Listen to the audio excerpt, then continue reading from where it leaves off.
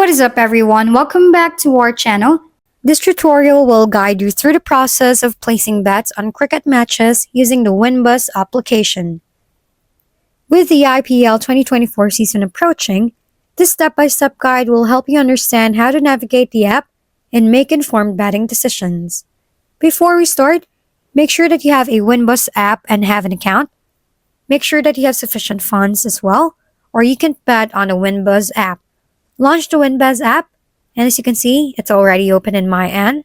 Now choose a team you want to bet on. It's up to you which teams you want to bet on.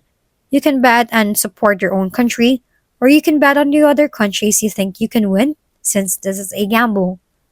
After choosing a team, tap on it. Now you can place a bet. It's up to you how much you want to bet, but make sure that your bet reaches your minimum and up, like mine is 100. It depends on different countries, so I can tell how much minimum you can bet based on where you live. After entering the amount you want to bet on, tap Place Bet, and there, you are now equipped with the knowledge to successfully bet on cricket matches using the Winbuzz application for IPL 2024.